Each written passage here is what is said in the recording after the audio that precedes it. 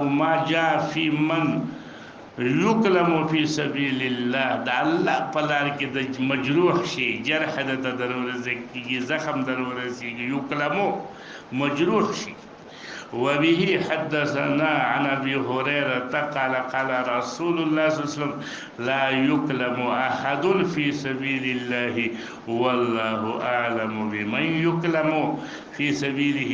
الا جاء يوم القيامه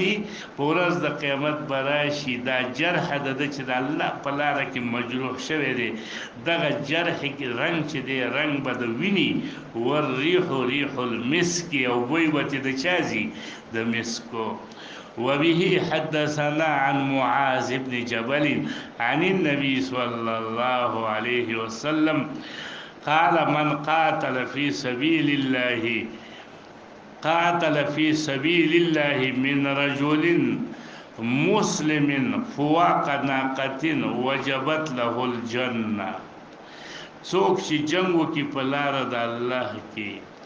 یو مسلمان سړی او په لار د الله کې فواق ناقة قدر جهاد وکي وجبت له الجنة. ومن جرح جرحا او څوک چې زخمی کړل شو جرحا یعنی فی سبیل الله پلار د الله کې جرحا او نکبا نکبتن نکبت طویل کېږي دا علما وی یو جرح دا هغه د دشمن د طرف نه چې تا ته زخم در ورسیږي هغه ته جرح وی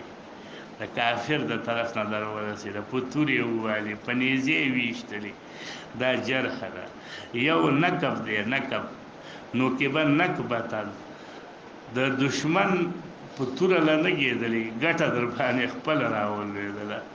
ونه کې ونه کتلې زیدي خوب شو دا په خپل چې خوب شې دې ته څه ویلې کېږي. فإنها دا دواړو صورتونو کې به دا راشي په ورځ د قیامت کې که اغزر ما کانت اغزر څه ته وایي غزارت دمیهی غزارت د دم ویلې کېږي هغه تویدل د ویني اغزر هغه یعنی چې دا وینه ډیره زیاته چې کم معلومیږي او ډیر په شدت کې کم یوي هغه د څه ویلې کېږي اغزر. نو اغزر ما کانت په داسې حال کې براشي چې د ټولو حالتونو نه بسي اغزر یعنی ابلغ من سایر اوقاته نو لونها الزعفران وريحها كالمسك. باب ما جاء اي الاعمال افضل كم يود اعمالنا بهتر دي. حدثنا ابو سلمة عن ما مسلم جل اول نه راوړې کور کې دي نو دا به وسوایو ورسته به د هغې په سات هغه رستني سات کې دوه کتاب یې هغې څه به دا موطا امام مالک هم ووایو خو بس تاسې استراحت پورې به ووایو که نو نو ستاسې پې څه کېږي. سئل رسول الله صلی الله علیه وسلم ای الاعمال افضل و ای الاعمال خیر